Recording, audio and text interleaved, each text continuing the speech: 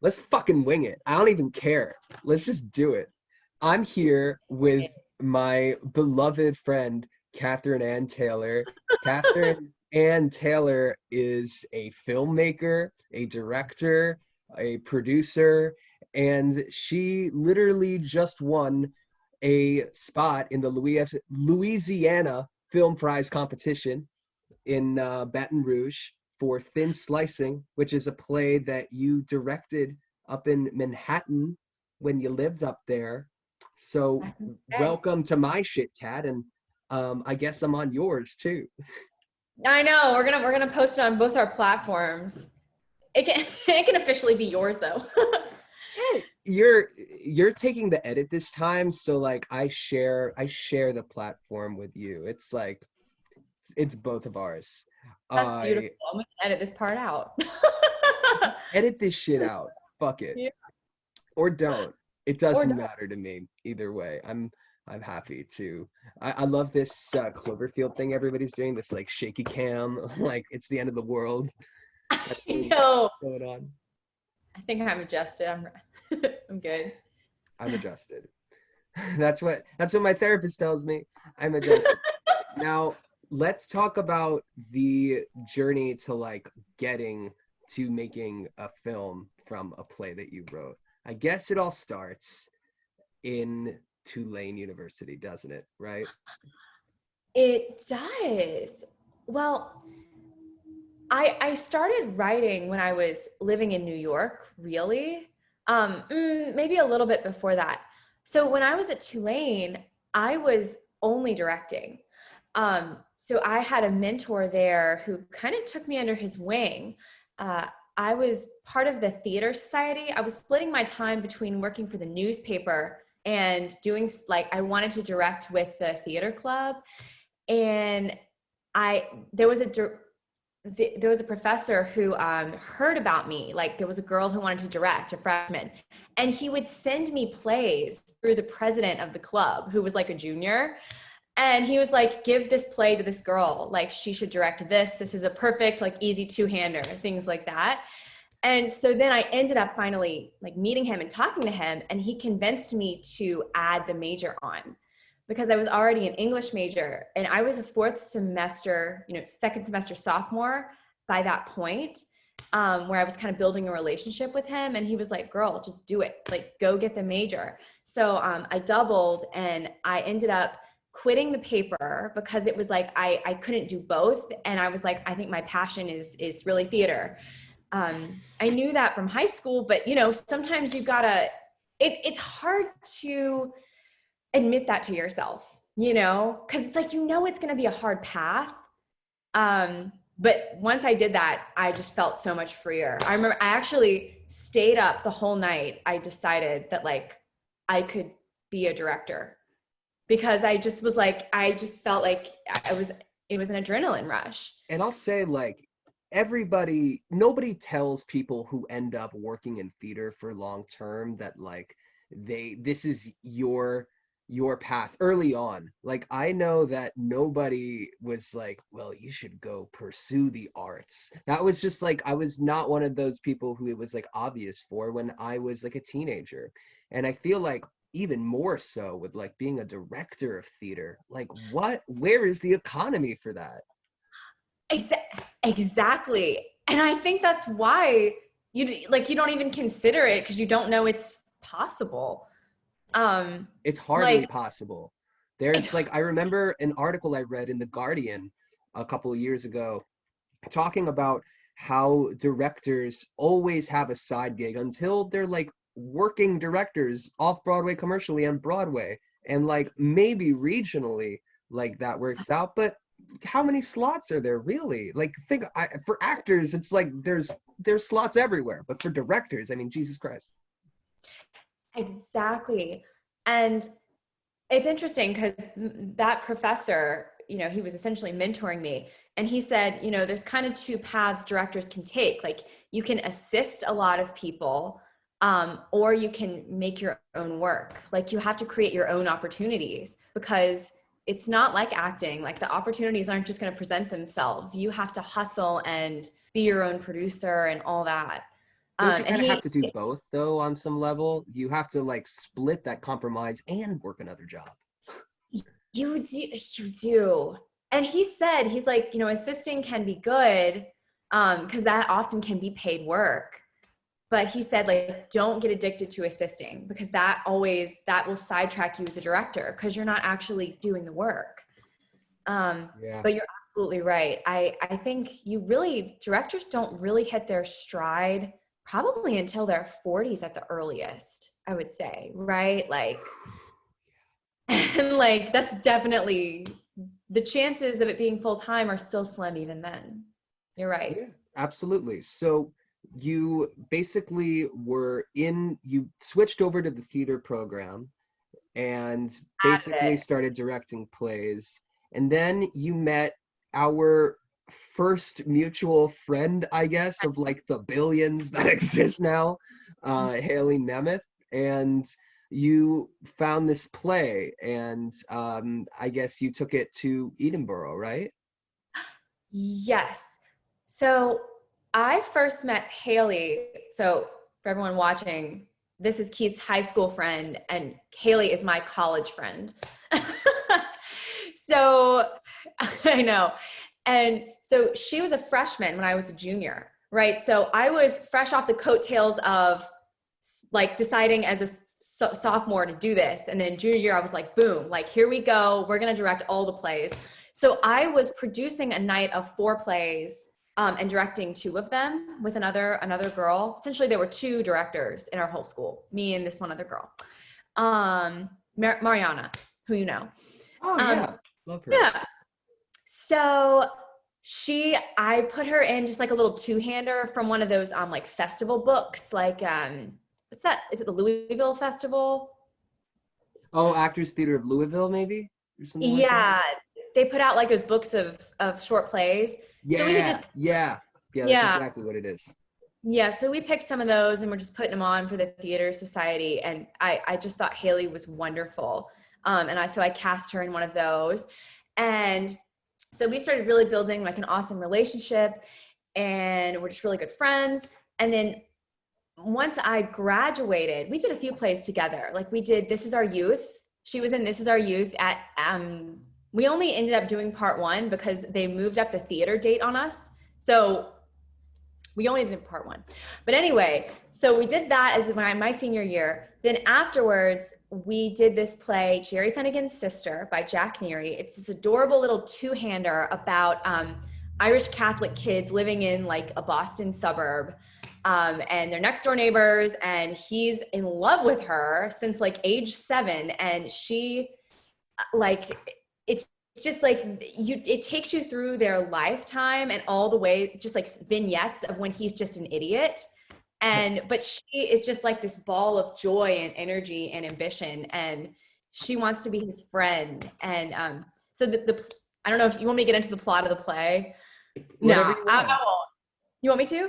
Well, basically, the play opens up, and her older sister, who's the main character's best friend, of course, right? It's like Mhm. every 90s movie.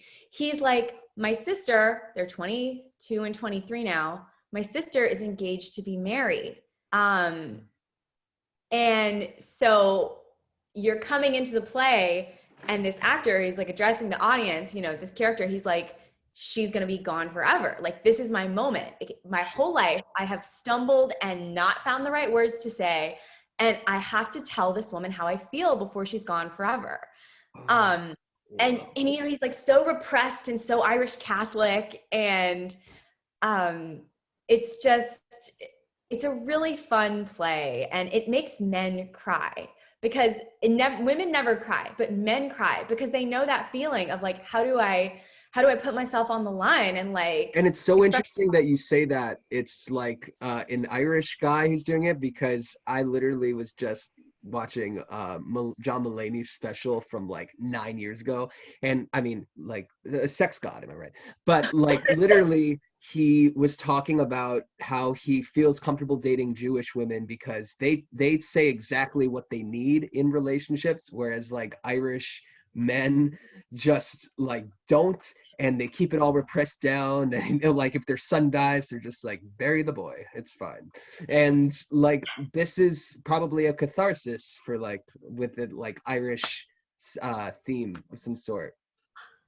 Absolutely. And even for me on a personal level, because like I'm very waspy, you know, I'm like, I can relate to it. In relationships, I'm always that person where I'm like, you want me to talk about my feelings? Like, ah. Yeah. Yeah, I honestly, as I've gotten older, I feel like I've realized it's just easier to say how you're feeling if you're feeling a certain way. But I too also like don't want to rock the boat either. Like I'm the opposite of the person. I pick up the pieces. You pick up the pieces. Girl, I pick up the pieces. Even in in my friendships too, I find that because I don't want to be the like adversarial one in any sort of circumstance. You don't ever want to be that person. And putting your feelings out there, a lot of people feel like you come off adversarial, but it just depends on how you express your feelings. But like they got to come out. It's so true. And it's better to express and have some conflict than say nothing, I think. I think that's so much more toxic. And Oh, it's kind of, you're right. it's true. And I think that's the fun of the play is that, you know, it's reached a boiling point. It's reached a fever pitch. He has to Mm. say something. And she knows, like, I think, you know, you can tell throughout the play, like she has an idea of how he feels. Um, but anyway, so I had directed this play in high school. It was the first play I ever directed. And so then I wanted to do it again with Haley. So Haley and another guy from Tulane, we took this play to the Edinburgh Fringe Festival in Scotland. The year before, when I was a junior, my junior summer, I had assisted a British director and she would take plays to the Fringe every year because it's like a Hogwarts train ride for her. You know, it's easy to take a play to that Fringe. And for people who don't know, the Fringe is the largest arts festival in the world.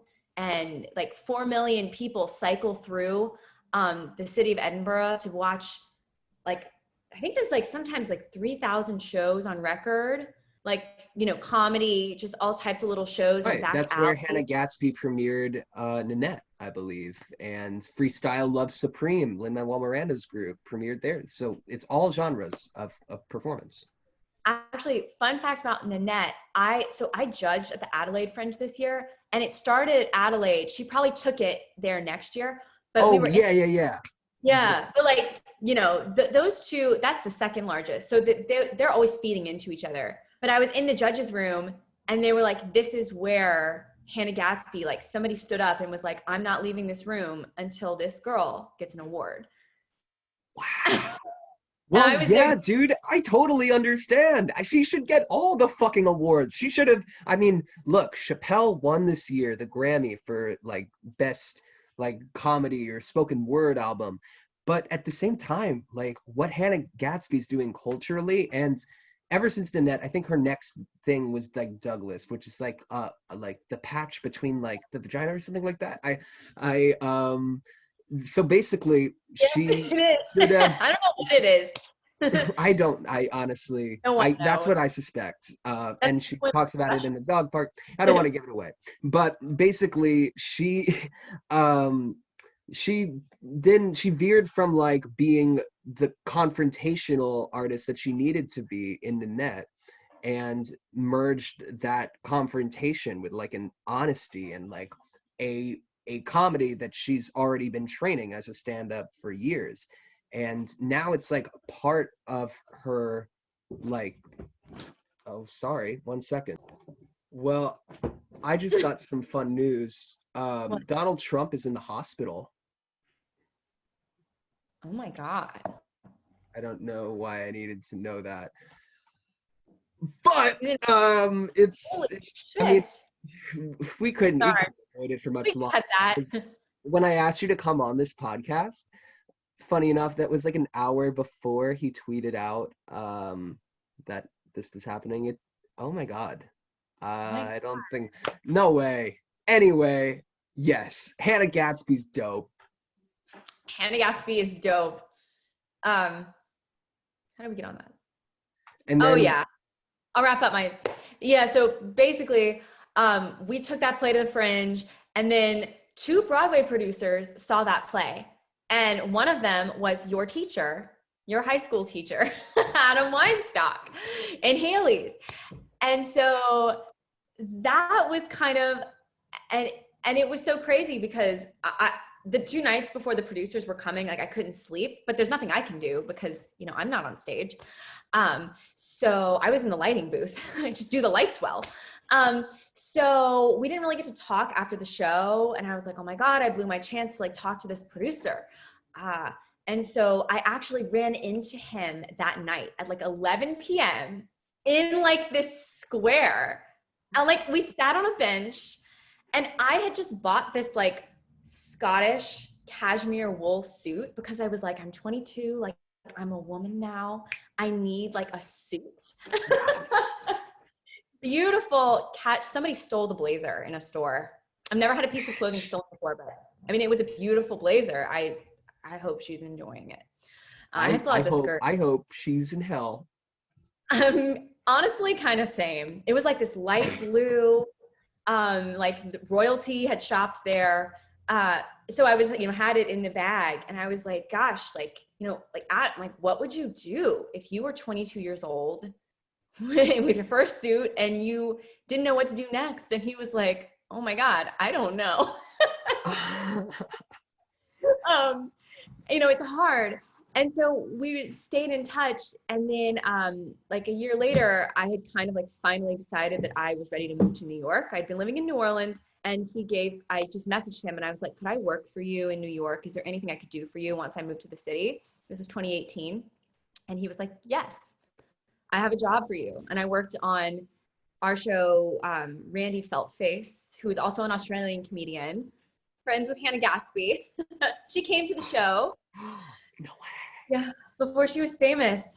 Wow. So, yeah. No, man, I love Adam Weinstock. He was the first man to like teach me acting. So he holds a very special place in my heart. And he was out of the gate like the type of like Jewish, honest, blunt person I needed in my life. And I didn't realize it then. And basically like he gave me so many opportunities even when I like blew myself up in front of him.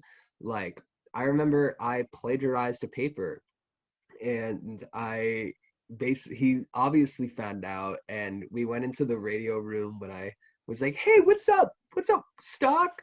And he was just like, he handed me this paper and was like, read this paper. And I was like, plagiarism is a punishable offense. And I was like, oh.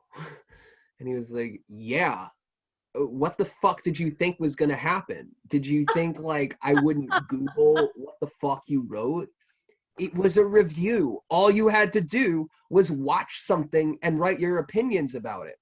And ever since then, I realized, one, people will catch you if you try to like use other people's words, and you should just make your own opinion, as hard as having your own opinion is. And I mean, nowadays it actually is like really, really, really hard because you're standing against like the world, and everybody who thinks they're on the right side of history is, you know, judging themselves like really hard and scrutinizing themselves. And if you're not judging and questioning yourself, you know, you're just a really proud person, I guess. I don't know.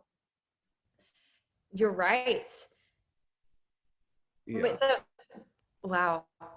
That is amazing that he like gave you a second chance, you know? I mean, I'm sure that, well, you think I'm sure they'll stick with you forever. It will, because if I am a teacher and I have a student who's a fucking idiot, I'm gonna have to be like, you gotta stop being a fucking idiot. I don't want to just, because in the public school system, it's very easy to just like outsource people, like punishment wise, you know, like just send them to the principal, and then the principal has a billion things to do. So they're just like, you're suspended, you're expelled, blah, blah, blah. And that's how a lot of, you know, troubled youth doesn't get the opportunities they deserve to like flourish because teachers like Adam aren't looking out for them. Right. Yeah, Yeah. Oh my God, he's such a special person for that reason. he's the Yeah, and best fucking guy. he is. And like he mentors me too. Like even though it was post college and everything, I still felt like assisting them on that show, essentially acting as like an assistant producer. Um, like I got so many opportunities to just, you're like on every email working on the show. It's like what better way to learn than to just dive in, Mm, try to do everything. Like I was working on the Instagram. At one point we put up posters together in the freezing cold in like the East Village and yes. Midtown. And, it's like, it's just like really good experiences that Yeah, I'm glad. and giving you the responsibility to just work from the ground level is like so important. And That, how you're treated at the ground level, that really shapes who you're gonna be when you when you get to the next level. And I see absolutely. that with a lot of like directors and with like, the Flea Theater right now, where you're talking about how all the leaders at the Flea were shaped by like the white American theater, so to speak, and like how that influences how they treated their ensemble. And it's something that they're reckoning with right now. And I think what I hope for when in this time of learning is like healing more than anything. Like giving people the chance to heal, and after they heal, which may take a long time, that's that's when you give people the chance to grow and all that, and like give them the opportunity to like examine them. They should be examining themselves on some level, but like it's important to set a good precedent for the people that are helping you out from the ground up. Yes, that is so true. And like it did feel really good early on to be trusted, like to get to go to the meetings. And like I kind of ran the opening night, like I sent out all these invitations to like, like people, it's like, oh my God, like, I'm making the A list and the B list. And, it's like, I didn't think I would be able to, that someone would give me that type of responsibility when I was really so green. And it builds your confidence so much to have someone trust you. Hell yeah. Um, yeah. That's like incredible that he did that for you. And like it brought you to New York, which is where you met my fucking mug. Yes. Should we talk about the night we met? I don't really remember much about it, but something. I vaguely remember it. So somehow you found your way over to the Flea Theater to see me in like a serial. I did. Right? I did because Virginia was shooting the photos for y'all's production Yes, for that's for right. serials. That's And right. so she like got me to go, and then I ran into you at the after party at that bar that doesn't exist anymore. Souths, rest in peace, Souths. Oh, Rest in peace. Oh, that's so sad. why is real estate so expensive in Tribeca? Why, God, why? Now it won't be. We I we don't know. even want to think about what is this city's gonna look like when we get back, when the dust settles. It's gonna be a new landscape, and there's gonna be a lot of indie theater that's just gonna be gone. That's what's like really hard. Yeah. Because that's the only theater I know. Like you and I don't have the privilege of being thrown into like the higher embarking parts of the industry, where we are assisted. There's paths that you chose to like make your own work first. You didn't choose to assist. You didn't get lost in that. And there's advantages to assisting, but you have to end up proving yourself when push comes to shove. And if you don't have enough experience and like craft and time spent on that craft to know what you care about artistically, then you're not gonna get the opportunity to flourish like organically. And I feel like that's what indie theater does for us, at least. Yes. Oh, you're so right. Yeah, it really gives you those opportunities. And it's like, you just never know where an indie project is going to go. Like, I think you really have to give a project, like, you might pick it up in 10 years and you're like, wait a second, I love this script. I'm so glad when I was 21 years old that I messed around with this and made this and thought it was going to mean nothing. It's like, you just never know what's going to come next You with. never fucking know, because everybody who's a producer has so many different perspectives about what they think theater and film is supposed to look like. And something that was written and felt relevant, like A Strange Loop, for example, when that was written, that won the Pulitzer Prize for Drama this year. And it was written back in 2001 as a one-person monologue after 9/11.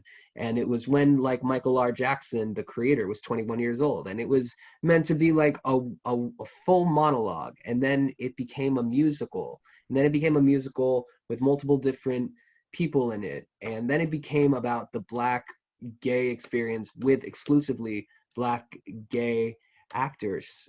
And Wow. art basically shapes through the times. That's not what I meant to say. Um, but, art evolves. It really Journey. does. And there's the joy of time that people don't realize. Like when you're making something, you're like, this is it. This is what it has to be. But if you let it sit for a while and marinate, there's power in that. Oh my God. Absolutely. Like, and I think it's interesting now to like, I'm 26 now, like you're 25. And Yeah. it's like finally there's like some time. It's like, okay, I was 9 years ago I directed my first thing. Like we barely have the experience of having a decade for something to marinate. And it's like right now I'm starting to see the value of like, oh, you're right, things gotta marinate, they gotta sit. um yeah. And that's what's so great about thin slicing. That's exactly what is so wonderful about that. And that was a play that went up at Manhattan Rep, and that like apartment basically that people would do like play competitions in. So Yeah, tell you about that. fuck yeah. Well, basically, how did that start? Haley, our mutual friend, everyone, Haley told me a story about a conversation she had with a guy outside of a bar, a guy in like her loose friend group. And I was like, Haley, this dialogue is priceless. Like I'm sure I said that just as like a joke, like, oh my God, like this is a play, this is a movie. And then we were like, wait, let's write this down. So I just started writing down their conversation in a Word document. And she has a really good memory. So she remembered so much of She like, does. That's so she does. weird. That's so funny. Yeah. And like, so the specificity of it, like I would never have been able to have recall on that, especially like at a bar, and so she, we got it all down, and the specificity of it is what I think is so fun about the play. It's very dialogue heavy. It's very character driven. It's not really plot driven. So we put it up as a play. Did she act in the first one? No, she didn't. I had two other actors for my first iteration of it. And I put it in the fall 2018 Manhattan Repertory Theater competition. So for everyone not listening or who hasn't been there, I'm sure you probably haven't, but actually people end up there a lot. They do. Celebrities do. They do. Really? They do. Yeah, celebrities will end up there at shows. What celebrities have gone to Manhattan Rep? Like there was like a famous news anchor he had said had been in there recently at one point, and there's Shade different better and why? Eyewitness News. eyewitness news. It's in Midtown. It's on 45th between 7th and 8th. 7th and 8th. Oh, like sixth and 6th. seventh, something like that. Yeah, because it's like it was. I remember it was near Bryant Park. It's in the Bryant Park strip, which is Bryant Park on Fifth Avenue? Yeah, it's between Fifth and Almost. Sixth. Something like that. Edward James Almost. Maybe. Yeah. But it's like this 50-seat theater. You go up like in an elevator to the third floor, and there's 50 seats in there. It's a small black box. It's off Broadway, but it's a great location. And so they do a competition every season. And we made it to the final round. So we made it to the finals. It's audience voting. I think we should have won, but there were some people there who had a lot of friends. Anyway, I'm still Amazing. salty. I'm salty. I'm still, Um, I mean, there's a lot of like plays that go through there. I remember my mom was like, there's a play coming to Broadway that my friend Debbie's daughter's boyfriend is in. And I'm like, what? What's coming? And she's like, it's about his penis. And I'm like, and it's going to Broadway. She's like, yeah, it's going to Manhattan Rep. I'm like, okay, well, it's almost Broadway. It's so close to Broadway, but like it is just like 2 avenues away.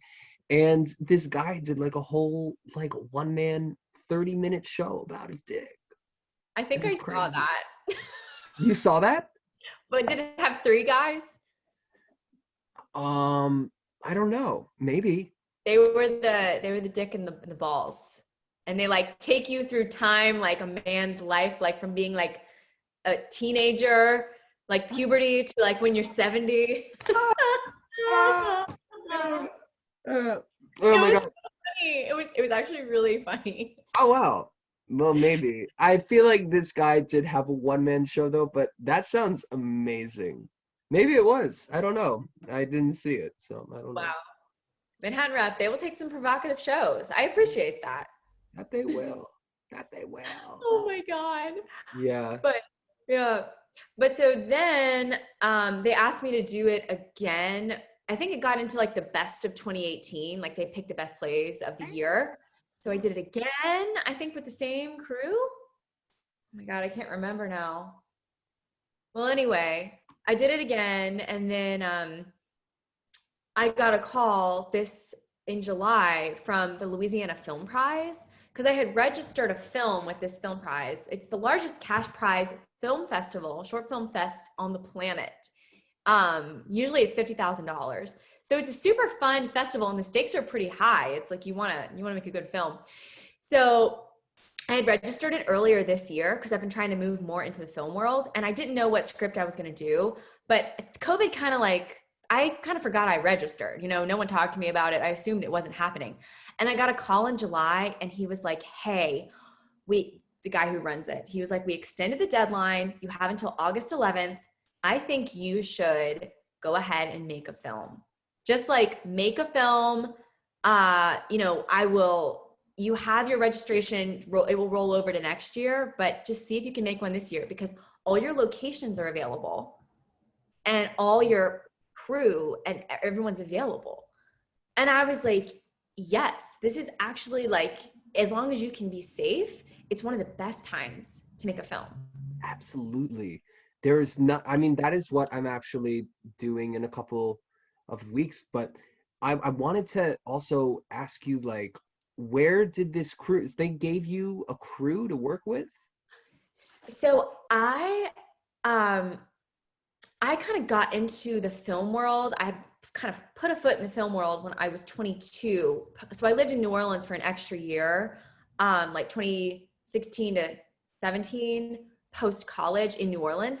So I would like go to all these film events and like sneak into film festivals and things, like sneak into like VIP nights because I just wanted to make connections.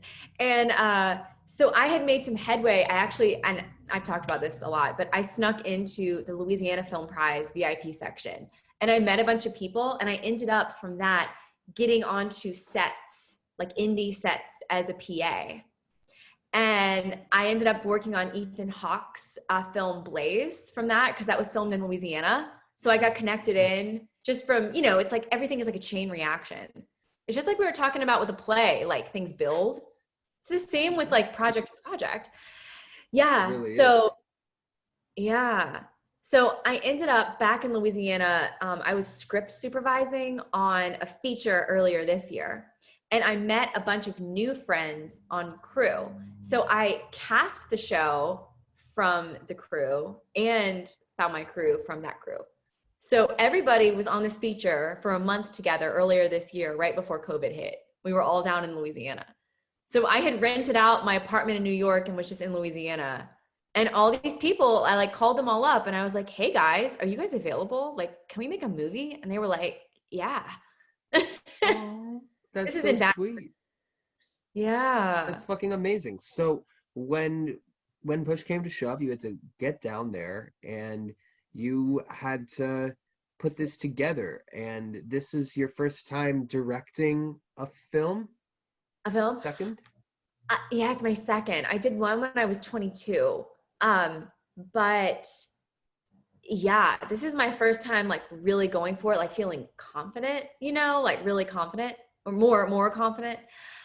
So basically I had like, I want to say 10 days to make sure the show's cast, find all my crew, adapt the play to a screenplay, and yeah, and like build out the world a little bit so it's not just two people talking against a wall, because like Yeah. with a one act it can be so simple, but I wanted to like have like a beginning location and an end, like inside the bar and just other locations to give the movie some variety. Right. So like that was like kind of a long process, and like trying to cut it because it's a 20-minute play, you got to make it 15 minutes. And um what else can I say on that topic? Yeah, it was very stressful. Like I remember I had to go on a jog like every day to like just blow off steam, because you got to like rent equipment. It's like you're trying to do, it's like planning a wedding in a way. Like you're trying to orchestrate a whole day with so many people involved all by yourself, and budget, and it's a lot. Um Yeah. And just having to be the person that people have to run to, you have to be the one with all the answers, it feels like, and you have a team, and like I'm sure they helped you out to the best of their ability, but at the same time, there is just it's a lot of a pressure when you are the leader, and this is only the second film you ever made. And how badass is it that like you actually like made it through, and you persisted? I mean, that is when the best shit happens, right? There's like this cliche I heard recently that like diamonds flourish under pressure, and you're just a fucking diamond in the rough. oh my god, thank you. Like, no, but I totally agree with that. I have always done my best work under a time crunch. I need to be stressed. There need to be limitations. I just feel like limitations bring you the best quality, no matter what they are. Look at Budget. where we are. Look at what we're doing. We're not even in the Exactly. same room. Exactly. Like, we wouldn't even be doing this, getting content like this out to people if there wasn't a pandemic. It's like there's positives in limitation. Yeah. Yeah. And I really did not think that I had this much like get up and go. It's a lot of energy and a lot of effort. And I was like, I'm so tired and so stressed. I'm so feeling so ragged and run down because it's, go, go, go. And then we did 2 days of filming, and I traveled down to Baton Rouge. Wow. So, but everything worked out. And I think you're right. It's almost like the best part of it is that I just did it. Like just doing it is kind of the key, finishing it. You know what I mean? Yeah. And Yeah. it, you know, there's so much emphasis as we're like growing as artists about like the joys of the process, and sometimes the process is really fucking hard and people don't want to talk about that. And there is a satisfaction to seeing the product. It is sometimes the opposite, and you know what, that's like okay. It really is okay, because sometimes you're like having so much fun on a process that like you things could get out of hand too. And like if everybody isn't like laser focused on what they want to do, and like maybe there's a lot of beauty in the unknown, there really is. And Like, you are just a person who always pushes yourself to try and do new things. And that's what I like. You were making this YouTube channel now, and like, let's talk about that shit. Like, Oh, I remember you were just like sending me all these random ass, like, cut together footage of yourself saying silly ass things in a car, and I was like, this girl needs to create some shit. She's like, she really needs to make some content, and I get it, because like, it's how I'm here. Like, I'm a child. I need to do things. I need to be preoccupied, or like, I am upset. I'm just sad. And we have to let ourselves like create joy. We have to like embrace joy, and that can be through like creating stuff. So why this YouTube channel? oh my gosh. Wow, that's a really good question. I think, honestly, I think it's because the short film is the reason for the YouTube channel, actually. So isn't that funny? It's like how random that a YouTube channel that will be about all different types of topics came from a short film because of the limitations on that film. It's like I financed, that film, like my parents helped, but like I used my own money and like I'm still, paying for it. And because I wanted to pay people. Like I was like, I'm paying people, and so I was like, wow, this is really scary to like create these bills. I want a way, I was looking into ways to create passive income. Like I've been getting really into like financial education and financial literacy recently, which is interesting because that seems so different from like my art, the art side of me. But I'm realizing now it's like, no, nobody needs financial education and literacy more than artists because like, it's like all the tax stuff, like investing, retirement, all these different accounts that you can, use. It's like we need it more than anybody. And Yeah. so I was like, I want to be able to finance my own films with my own money. How do people create passive income? Like this is possible. This is a thing that people do. And YouTube, even though it's a really hard road, is a great way to create passive income. Like some people make like an annual salary with YouTube money, like $50,000 a year. And I mean, you have to put in the work up front, but then once it gets going, it's like cha-ching, cha-ching, and you're not taking money from anybody. You're just taking money, it's ad revenue. So it's like you can Exactly. feel good about it. Yeah.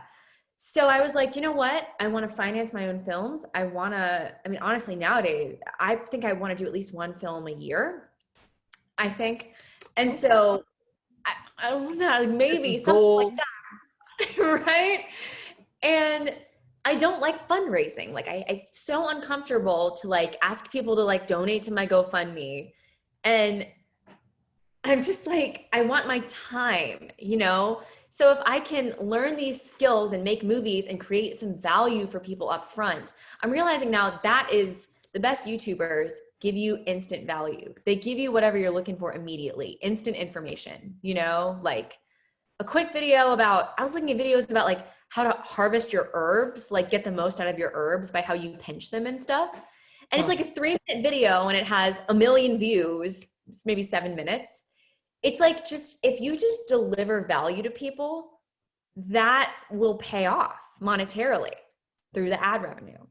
So Word. yeah, so I've been strategizing about, what do I put up that's useful to act to people? How do you edit it? Blah, blah, blah. Um, and like something like this, it will appeal to some people. They will be into this. But then there's other videos I can make that are straight to the chase, nothing about me, a 15-second intro, in and out. Yeah. So I'm thinking it's going to be a variety. Yeah. So I'm It thinking should be. right, like, and a lot of YouTubers, like, it's like you have to decide, is your brand going to be you, where it's your name on the channel and it's just anything you're interested in, you give to them and it's about you and your energy transaction to them? Or is it some YouTube channels are no name, no face, they just give you information. So mine's definitely going to be the former. And I think I'm going Yes. to, yeah. You better make yourself your face and your image. That's all you got to sell on YouTube.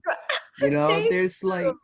there's all sorts of skills that like are gonna lead artists to mold their careers. And I think finance is like the most confusing and scary part of it. I'm literally part of a theater company that's being created right now, and we're trying to create solutions to like fund our shoot for like our live stream. And what that is gonna basically mean is either it's gonna come out of our pockets or we gotta raise that fucking money. But what a lot of people don't talk about is what you were saying, which is like a lot about like, you know, investing your money wisely and carefully. And, you know, there's, I think it's a harsher game than what you were describing to me. But like, you know, doing it fast and dirty. But if you develop that knowledge, it's like definitely possible to do it in a very reasonable way with the right funds and with the right knowledge. Exactly.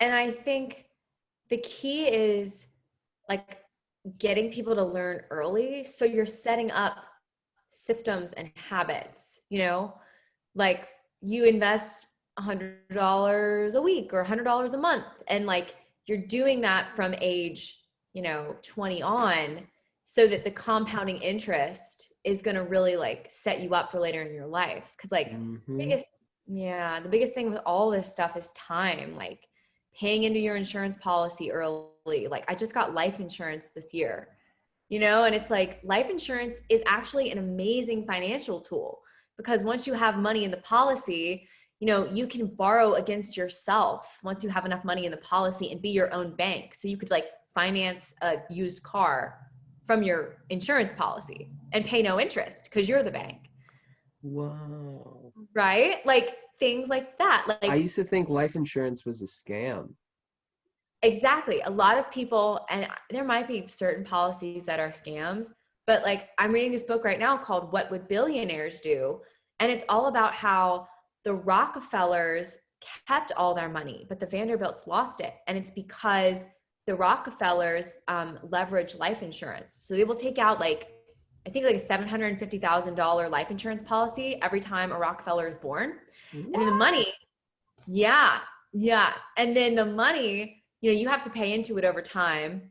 And all the Rockefellers work but they borrow money from the trust, the big trust, to start a business, and then they pay it back. And then once they die, all the money from the life insurance that they've paid into the policy goes back into the trust tax-free. Oh my fucking God. Yeah. So there are 200 Rockefellers alive today living off of the trust. And it's not like just being rich and bougie, like they have to work, like they do things, but you can set things up to have a much more comfortable life if you can immediately fund accounts with money from a trust like that. This is like macro scale insanity, but on a micro for you, it's like insurance can do that for you too, in a way, like for your family. That's fucking Boom. incredible. I gotta get myself some life insurance.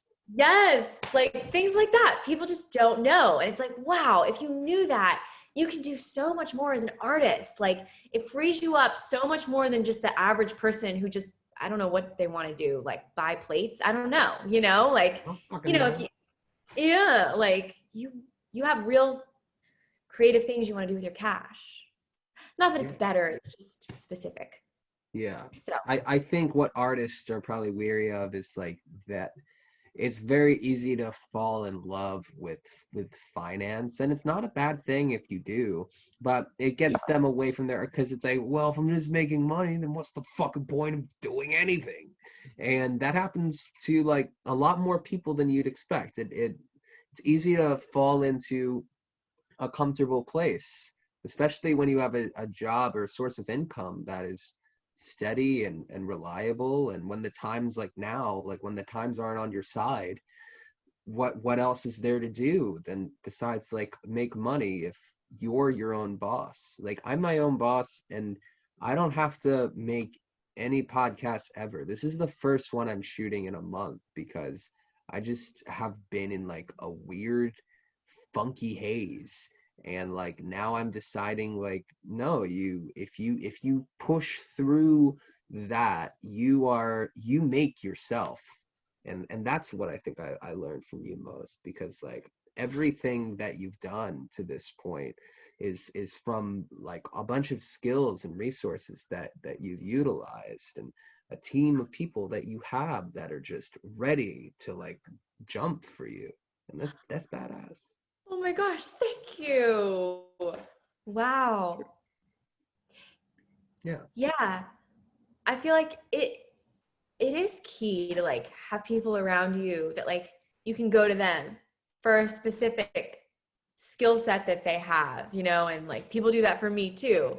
And like, yeah, I think your support system is so key, like especially as an artist. Like, um, It's imperative. It is. yeah, it's imperative. Like I lost my train of thought on that something. Oh, but I think you're great at that too. Like your social life and your network is so key. And you know, it's such a buzzword like networking, but without it, I mean, really, everything is connections in the arts world. It really is. I mean, you have to be good or be like show your potential to the world, like, and that's where your projects come in. But also, you have to already know the people. Like, if you have all the work that you're doing all the work, but you don't have any connections and people to show the work to, then how does anything happen? It has to Yeah. be both. It's Yeah. hard because you don't necessarily know who to show the work to or who you can trust necessarily, and you learn that very quickly. I think you and I both have had haphazard collaborations where we have just had to accept the ego of the people around us. And I know with me it's been like, am I the problem? And like, I mean, maybe sometimes I am, but most of the time, if you're still chugging along and like everybody doesn't hate you, that was probably not your fault, you know? And you just sort of have to accept that you're gonna clash with people. There's gonna be some tension, but I learned this from the Hamilton motherfuckers. They don't clash too much because they understand the work that they need to lay out for each other. They know their lanes, and there doesn't need to be a screaming match in a room about like the character. Like, get passionate about it. That's cool if you have choices and like, but demands, go shut the fuck up. Like, just come here and do what you need to do. And like, you should go where you're taken care of. Like, I got great advice on the podcast that you should go where you're celebrated, go where it's warm, you know. And you should go nowhere else. And that's why, like, you know, I feel very safe working with you, because you, like, even in like our reading 3 months ago, it was never about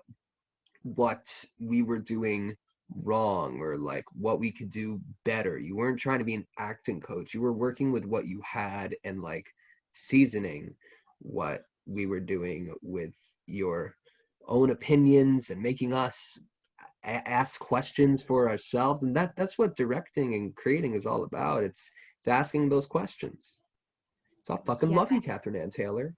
Oh my goodness. Oh, thank you. Yeah, I completely. Well, it's interesting because like you've really acted. I only acted in high school. After that, I was mainly only directing. And so I don't have the experience like of being directed much past 17.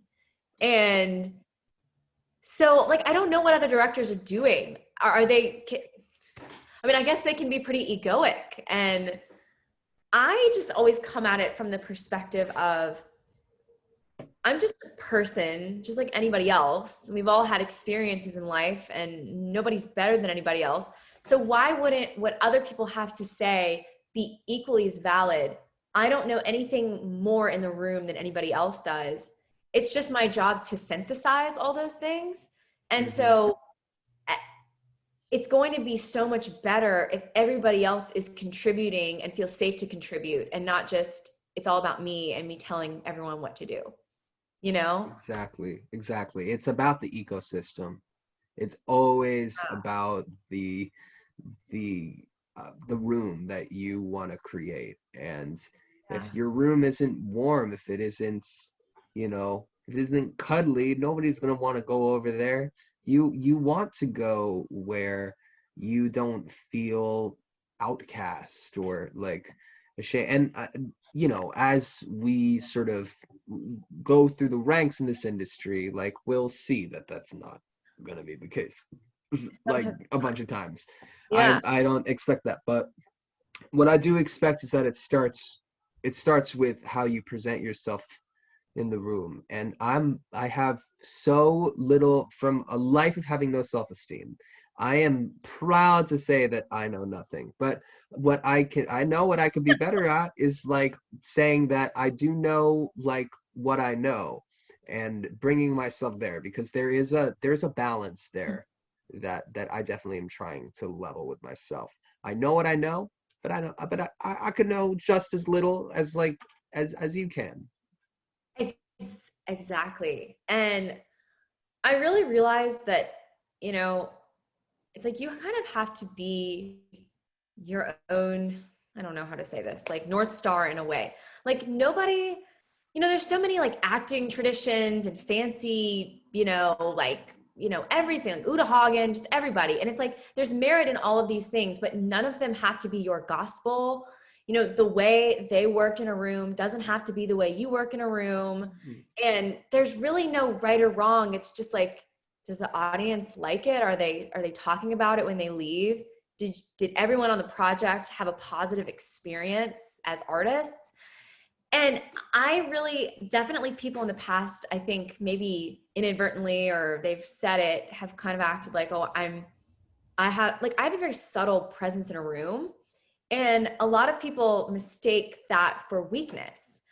But it's Mm. like, I actually went to church last week and they talked about, like the Bible verse, it's like the meek shall inherit the earth or something. It's like, you don't Yeah, have to, they it's say just the meek shall inherit. Yeah. they shall inherit the earth. And so the pastor was like, meek ain't weak. And it's like, yeah, like you don't have to boss everybody around. Like you can have a subtle hand and guide. And, I mean, I think with parenting, it's kind of the same way. Like it's so much more effective as a parent to discipline by being like, what do you think you did something wrong? What do you think you did wrong? Just like, Well, what do you think I should do? You think you should run around, go play, go play stickball? Fuck nah. Go upstairs, right? Yeah, that's what I would say. So I guess you should just go do that. Trick them into punishing themselves. I like that. yes, like I feel like my mom did that to me. Like she'd be like, now what do you think would be, I don't know what she would say, but she would ask me questions, as a journalist, it's always asking questions. Nah, And my parents were just like, get the fuck upstairs. That's it. Goodbye. You'll come downstairs tomorrow. That's it. but didn't that make you not want to do it? Weren't you like, oh, like I'm mad? Or were Yeah, you I just like, mean, oh no, yeah, my, it's my parents are like the most loving people on this God-given earth. Even when Trump so was diagnosed last night, I was like playing "Oh Happy Day" from like Sister Act 2, and my dad was like, do not wish bad for this man. I'm like, you talk about the Holocaust all the time, yo. You talk about our ancestors. This man is literally a white supremacist. He's like, it doesn't matter. He's alive. Hitler's not alive. He's alive and he's a person and he's suffering. And he is literally suffering, like right fucking now. It is crazy to think about. And honestly, like, I don't know what's gonna happen to this country in November. It's gonna be, I think not since 2000. Like we're gonna have an election like that, I think, where we're basically it's gonna take a while to count all the ballots because of all the absentees and I don't know what democracy's even gonna look like. Honestly, I was awake the whole night after the debate 2 nights ago, and like now I'm doing a sober October thing. I'm not gonna drink or anything like that, and like eat a little better. And I agreed. My parents and I agreed because I'm living with them. Like, can I please go to the gym? I fucking beg you. I miss it so bad. And they were just like, yes, you can as long as yeah. And it's like, yeah, obviously. And I've been so ashamed of like people seeing me work out at the gym. I've been socially distancing for a very long time at the gym, so not a problem for me. But I basically have started like since that day, I like drank 2 bottles of wine after the debate. And it's just like we have to take care of ourselves when shit gets bad. And it's the same for artists too, especially because, especially with like there was a lot of issues with like I think health insurance and equity actors right now. So there's a lot of danger to getting sick and being an artist, even if you're covered by a union, especially if you're not. I mean, there's not even a real space for non-union actors to like collect money from.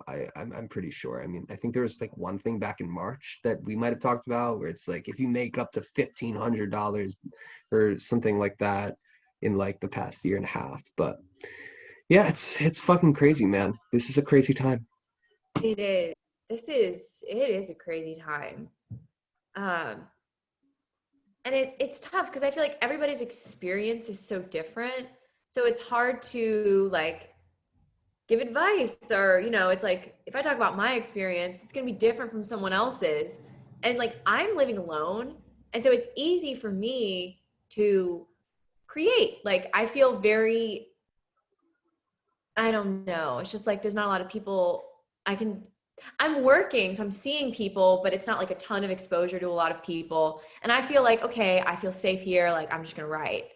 But a lot of people don't have that same experience. I'm also introverted. Like I'm not extroverted. So I like living alone.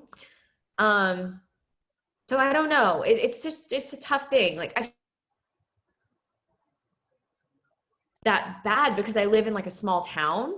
So I was bartending and everything and I was exposed, but nothing ever happened. And I just feel like life really isn't that different because I'm already in a rural place with not a lot of people that I know, Right. I mean, you but know? that's also like I guess like how do you having gone to New York and seeing what a anarchist jurisdiction looks like, um, how do you compare the culture of where you are to New York? And honestly, Yeah. like what do you prefer? Oh my goodness. Also after this, we have to talk about you. I'm so sorry. Oh, I've hogged the thing. I've It's been been asking you questions. Don't worry about it. okay. Okay. Um So I, okay. So I just had an intuition in January when I was working on the Louisiana movie. I was like, I need to move out of New York City when I get back.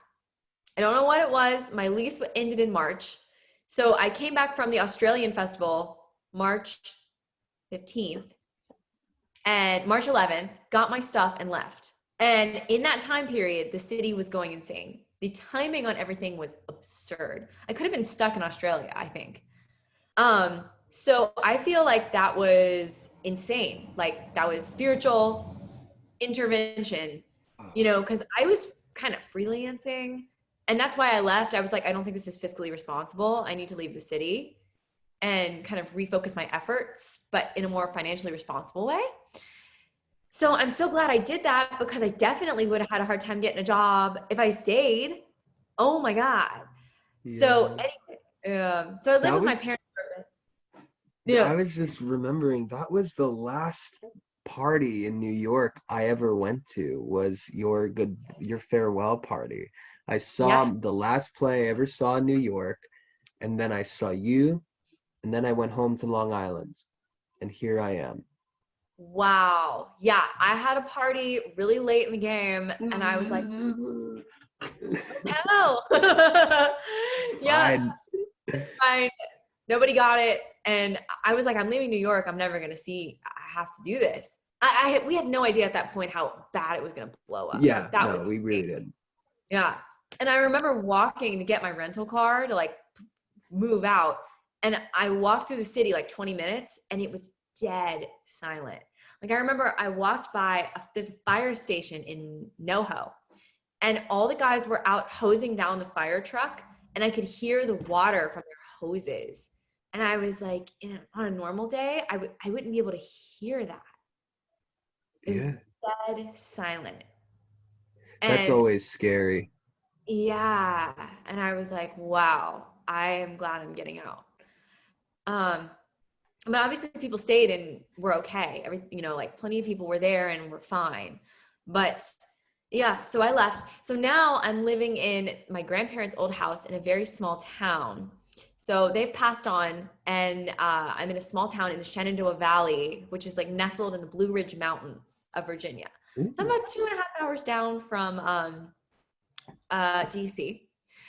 And it's a very small town. There's no grocery store. I have to go to the next town over to get groceries. And there's like 7 businesses in the whole of the town. It's very small, but it's very tight knit.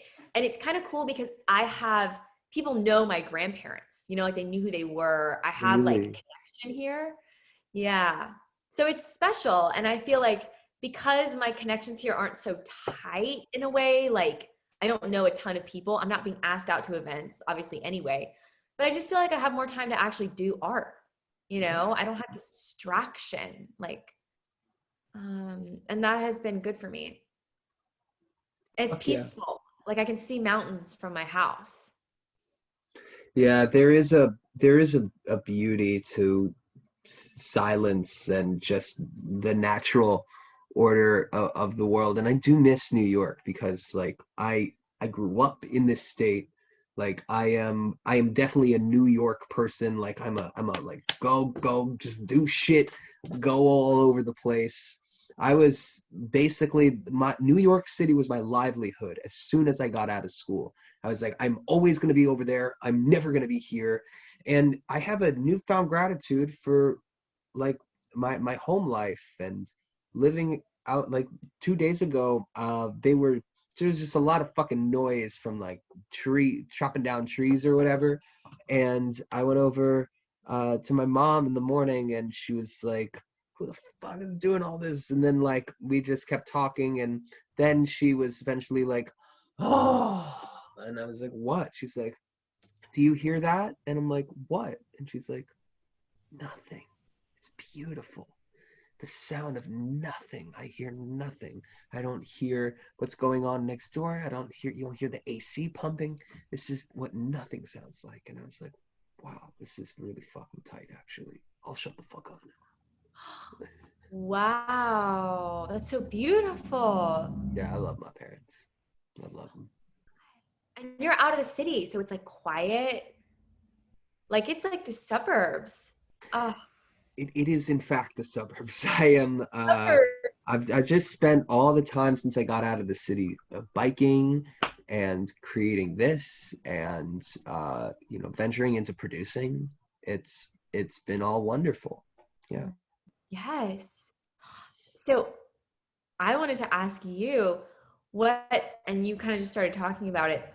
What was the transition like from being at Purchase, upstate, a little bit upstate, and then transitioning into the city as an actor? Like, what was that transition like? And were you already going out for auditions as a senior? What was that like for you? Yeah, so I think as I realized my security of like going to school was ending, it became very clear to me that I needed to like be auditioning a lot more. I'd been checking playbill.com since like my junior year every day and backstage every day. And there I had started going to auditions in the city around like March or April, when it occurred to me like I wasn't in a BFA class, it wasn't in a conservatory class, it was like sort of a like make your own theater education kind of thing. Wow. So I basically was on my own in so many ways and just submitted for everything. And then the first thing that I really got was the uh, the week after I graduated, I auditioned for an off-Broadway play that was non-union, and it went up at the American Theater of Actors. It was my real first audition after purchase at Shetler Studios. Rest in peace, Shetler Studios. Wow. I spent a lot of time in that fucking place. It was one of the last places I went in March before all this shit shut down. And yeah, I was in this really crazy restoration play restoration comedy called Any Which Way Thou Wouldst Have It, and I played a gay sex slave, and the young lad who has been bad, I believe was his name, and I had like a scene and then like some transitions where I was dragged across the stage in chains, and then like I was married off to like the oldest person in the cast who also wrote and was the lead in the play and wore a wedding dress at the end, and that was like the button Wow. of the show. So it was quite an experience to be introduced to New York, but it also was with this woman named Joan Kane, who's a director, and she has her own company called Ego Actus, and they are really influential in independent theaters. So as I was joining the Flea and like seeing what like indie theater, but also what an institution was looking like, I was getting a really fresh perspective of like this woman having to deal with like creating this insane play was like too. And she was very much a mentor to me, and taught me very quickly about like how I should act and what my responsibilities should be, and like how I can uphold myself as like a member of an ensemble. And it was just super humbling. Wow, that's super cool. And and that was, wait, how did you meet her originally? I auditioned. I got an audition from like fucking backstage, I think, and I think she just liked how I read it. I think she saw that I was like young faced and like reminded her of like her son or something like that. And Oh. I think that was, and I was really happy that I got any gig, because especially that one was like classical text, and I'm so insecure about that shit as it is. So that gave me like the motivation to be like, okay, I'm already working like a week after school, like maybe I can actually do this. And I since then, like, I try to like go and put myself in situations where I can go above, independent theater and doing all that. But somehow independent theater just keeps finding its way back to you, because there's nothing like it. And the way that like outer borough theater is treated too is just like kind of crazy. Like a lot of people go to Brooklyn to go see theater now. That's where a lot of like really influential theater is developed. Even in some institutions too. But there is the fact that Hell's Kitchen is the be all end all of theater on like 7th and 8th Avenue, for like that 7 blocks, and it's only Broadway, is not true. There's like so much more that I love about the culture of theater in New York, and I miss it. I really do. Absolutely. Yeah. And so after that play, was that kind of after that that you got involved with the Flea, or was that kind of simultaneous? It was like basically simultaneous. I basically auditioned for the Flea on a Saturday morning, and I had slept in my cousin's apartment. And if you're seeing this, I'm so sorry, because she did know this happened and it caused a rift for a second. But I had some people over, and I was so stupid to think that I wouldn't get caught, because there was a doorman. There's a Oh doorman in her my building, and like I don't know what the fuck I was thinking.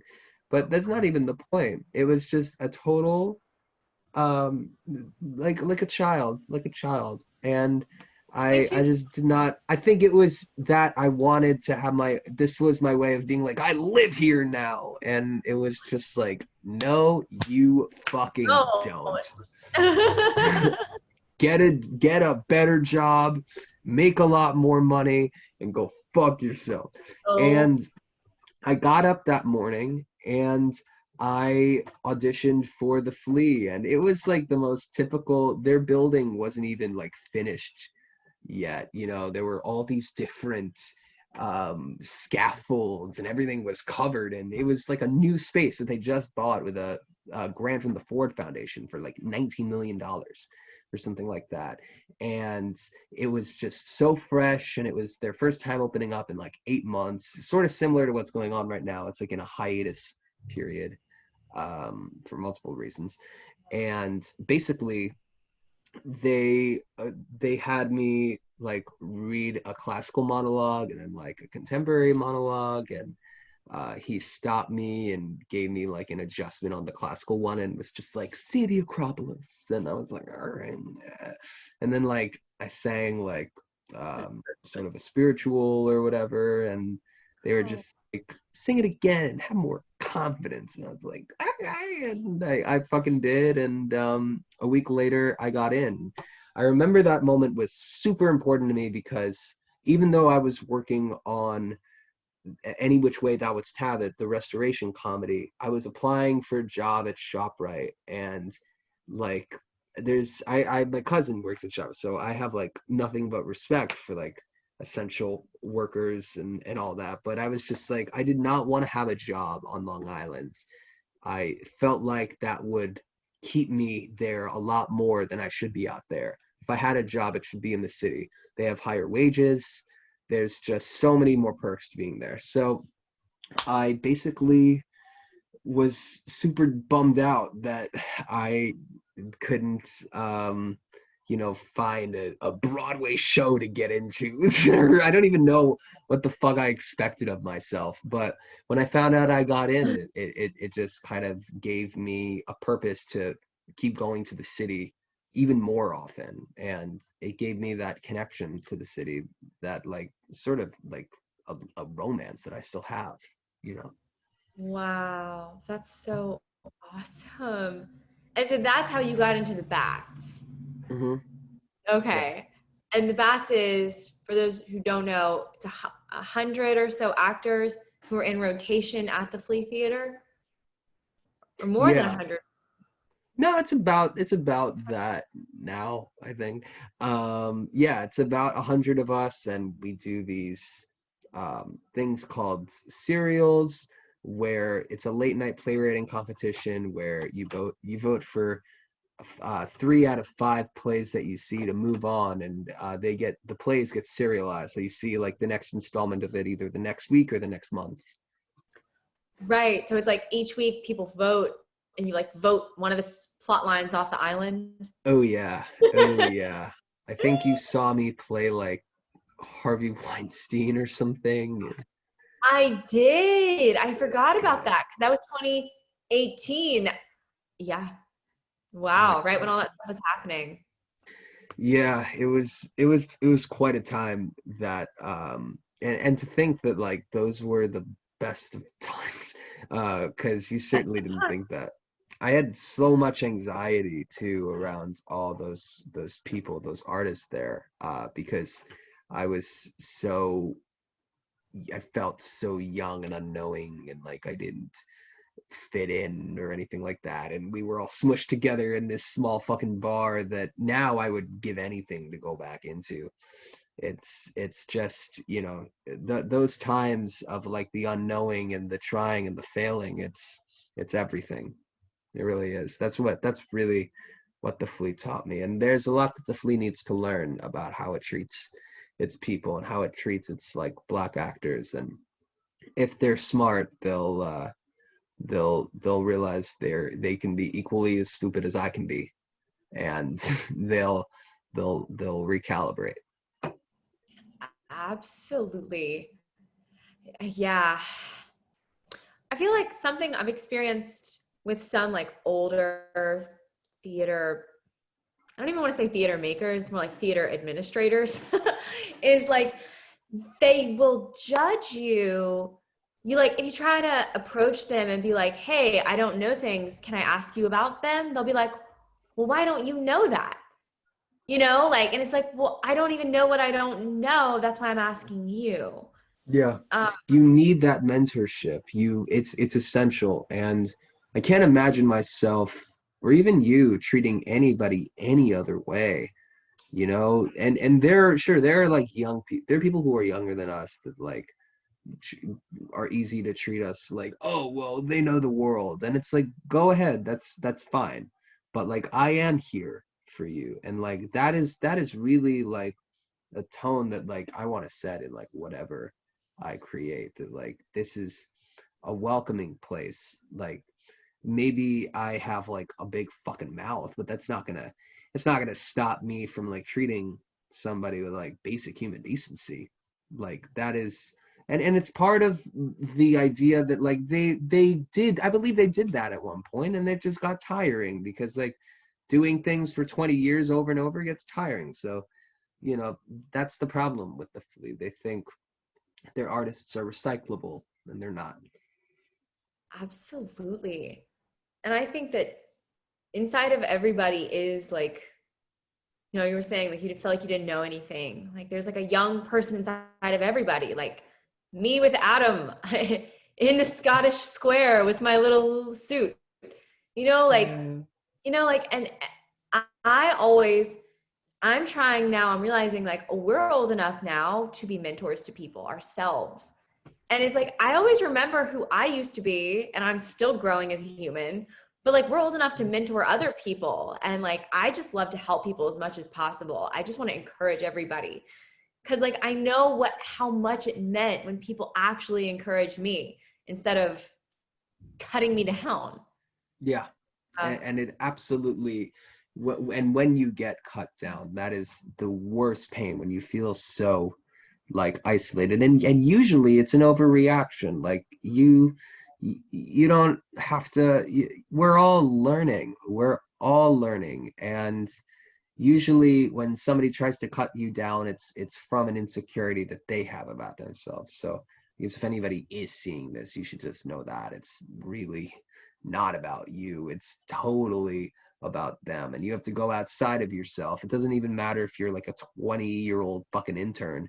It doesn't matter. Remember how they treated you, forgive them, and treat the next person that's under you better. Absolutely. That is so, oh, I love that. So positive. You gotta be, yeah. Uh, yeah. Wait, so, oh gosh, I want to ask you so many things. Um, That's the world, boo. I don't give a fuck. oh my God. Should we talk about the podcast or should we talk about your time in theater in the city? Maybe Oh, your time in theater in wh- this. whichever. You want to talk about theater in the city? That's Yeah, because it'll be more chronological. yeah, yeah, yeah, yeah, yeah, yeah, Yeah. yeah, yeah, yeah, yeah. What were some of your favorite landmark shows that you worked on in the past 3-4 years? Okay, yeah. I think Locked Up Bitches at the Flea was really important. It was a sort of hip hop comedy based on Orange is the New Black about, and it was a queer feminist story too, part of the Flea season of Women. And it was about a prison war between cats and dogs, using the plot of Orange is the New Black. And I didn't really fit into any of the roles. The one role they called me back for, or the two that they called me back for, was for like a role that needed to be played by a Latino person, and the other one needs to be played by a trans person. And I obviously couldn't play either of those roles, so they made me part of the ensemble. I had no lines, but I also was a swing for 7 different roles in that show. I covered 4 women, all of their vocal parts. I ended up covering this like Latino man's part, and that was a a interesting thing. And then I also covered Dog Jason Biggs. That was I never went on for him, but I had to learn his track, Dog Jason Biggs. And basically this 2 other things that I hardly knew what to do, but being a swing was such an essential part of being an actor that brings something to the table, because not only do you have to bring your own choices and your own specificity, you have to learn every step and every other person that you're covering is. And in my point, I was covering like a whole Greek chorus of women. So like they each had a different vocal part, a different move, a different arm, depending on where they were on stage, a different line. So I basically learned how to be an actor that shows up and is prepared for anything at any moment. And that happens like a bunch of times because when you don't pay actors and they have to go to work, and you pay them. I shouldn't say you don't pay them, you pay them shit, Yeah. and you expect the world of them. Things are going to happen where they can't make it, or they have prior commitments, as they would any other way, I suppose. But somebody like stubbed their toe that day, or like broke their toe, and I had to go on for them for the first time, and I was like, okay, there. Got it. And I just fucking did it. And that made me into a much more respectable collaborator than I had ever been before. So Locked Up Bitches, I Wow. think Secret Identity was definitely a turning stone for me, which was a play that I managed to get paid like way more at the Fleet for, and played a role in this like dark queer superhero comedy about, it was a coming of age story about a young teenager who loves comic books, and he and his best friend write comic books together, and he gets bullied a lot for being gay, and the trauma of the bullying leads him to basically bring his superhero to life, and his superhero like sort of guides him, and that taught me to be a responsible leader of an ensemble. It taught me to put my like ego and self-esteem issues aside. Especially, I was the guy playing my best friend is my best friend, and we collaborate to this day. We have meetings every week. We've started a theater company together, and I think that was a turning stone for me because it got me my first manager, and it got me the opportunity to like really call myself a leading man, because like I grew up like as a fat person. You don't really get that opportunity very often. You don't get to be like the spotlight, especially in like a play that's just written for like any teenager, and they saw me as an everyman, and they took that risk on me. And like, Mark Finley and Michael Zagarsky at Tassos, The Other Side of Silence, who created it, I'll never be able to repay them for what they gave me. It was like an experience that I'll always remember. So that was great. And then I Wow. guess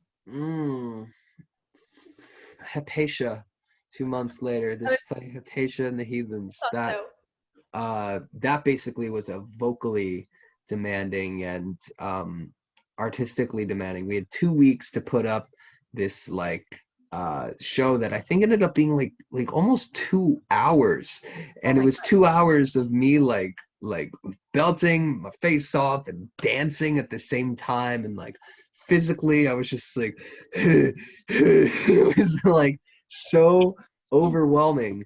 And I was taking this like lax attitude. And it's an attitude that like I still kind of think is important to have, because it is very important not to take yourself too seriously. It is so important, because once you get carried away, like you're fucked and you look very embarrassing.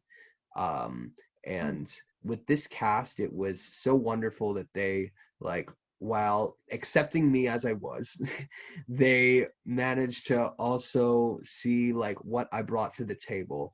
And it was the first musical I was part of from the ground up, and saw how it was being developed. And it was a great story about Hypatia of Alexandria, who's like the first recorded female mathematician, and has all these incredible theories about uh you know all sorts of math shit.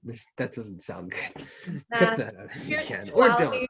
spirituality. She said to know thyself is the greatest wealth, right? I feel like she did. I feel like, and then history repeats itself. You must begin with discipline. Then you'll find the divine within. That is pretty much what she says, and it ties in the burning of the Library of Alexandria. So I played the patriarchal villain who basically, in this play, holds Hypatia down and makes her out to be like heathen, and it basically taught me to use my skills as an actor to collaborate and bring bring force and bring like finesse to like a story that I wasn't necessarily sure. I was supposed to play somebody like 10 years older than I actually was, and like know that I learned that like you are replaceable, but if you put everything you have there, you might not be as replaceable as you think. So I guess those experiences meant a lot to me. Yeah. Oh my goodness, I love that. Yeah. That's and that was a really cool show. I saw that show. That was in the Lower East Side in my neighborhood. And it was like there were like five or six breaks in the show where you could go get food and like y'all were like dancing among tables. I've never been to Yeah. theater like that. I mean, it was really fun. Yeah, Um, it was honestly it was a fucking blast. I should be transparent and say that I've just been told dinner is going to be ready dinner is soon. ready. That's perfect for me because the red carpet starts in 20 minutes for the film festival. Yeah, I yes. know, I gotta get changed. I gotta get changed, Girl, Sean. you better. What? You got those Levi jeans. You don't need to get changed in anything. You think I Yeah, don't? Yeah, they said you can wear pajamas if you want. you They said you really can wear a should. dress or you can wear pajamas. It doesn't matter. Designer pajamas. Let's fucking go. Hell People yeah. do that. Yo, this was so fucking amazing. Thank you so much for like wanting to even talk to me. I really Oh my, appreciate it. thank you too. I wish we had gotten to talk more about your podcast and how that came about. That's okay. Well, You know what? We'll close it out with the podcast then. I basically decided that I couldn't stay at home and do nothing anymore. So I wanted to examine the way that I could reach out to people from the theater community that I would never ever get to talk to, and make and show them that we are basically on the same playing field. I was about to go to work as an actor. I was about to go on a tour for like a bunch of months, and for a TYA show, and I lost that opportunity because of COVID.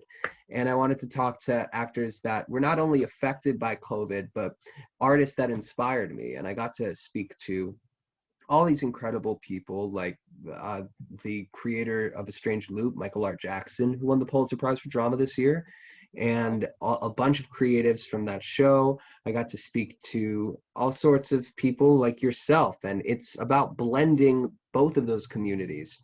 As Michael R. Jackson said in like an article that he wrote for the LA Times, COVID basically exposed all the inequities in the world, and it's like the roaches in the kitchen. They are not scattering anymore. They're staring right back at you. And I feel like that roach. And I feel like this world is on the playing field. They're all on the same playing field. And I think everybody deserves a chance to have a conversation with people that they think are so far above them, but they're really not. We are Yeah. all equal. And I that's what I want my podcast to emphasize. And I mean, another thing I was doing with it was creating these benefit readings in June for organizations that helped Black Lives Matter, and Yeah. people that were getting arrested unlawfully, like so organizations like the Equal Justice Initiative, the Orchard Project, New Alternatives, which helped basically uh, give resources to LGBTQ youth. So what is so great about doing all that is I got to produce these readings and got like work as a producer and learning like what programming I wanted to curate, which is something I've wanted to do for such a long time, and I got to do it on my own terms. And if you listen to this podcast, I promise there's like a shit ton of dank content too. Like there's a bunch of really important content, and then there's also like theater memes and all that shit. So it's both, and like it all exists in the same ether, I feel like. So that Yes. is that is one of the best things I ever did with my life, was creating this podcast, because it's given me a chance to like develop my voice, and I'm so grateful to do that. I love that. And Hell yeah. I think it's so cool because I know you have to go, but like, I think sometimes it's like actors, I always say actors are they're the type of artist of all the art forms, of all the types of people in the theater world and film world. I have the most respect for them because they are putting up with the most, they're dealing with the most, and you're always having to deal with whatever other people are throwing at you and accept their opportunities. Like, oh, okay, I guess I'll take this because this is what's in front of me. Right. You got, but they're like the most amazing artists, like the most creative people. And like Right. now, yeah. And like you got to channel all of that into your own thing with like your like actor's heart. And I think that that is so special. I have chills. Oh. It's Well, you're a just really so special lovely. person too, and I'm so glad we get to like work together and have conversation like this, and we will work together in the future. Obviously, I think it's just like a given. So, And we yeah, already have your readings. it's true. I Yeah. loved it. Thank you so much, Kat. I love you. You're the Oh, I best. love you too. Thanks for Toodallah. watching, everybody. Thank you. Check out A Star Is Born at starisborn.pod and check out Kat's YouTube channel and all her swaggy videos. It's fucking Yes, sick. like and subscribe and comment.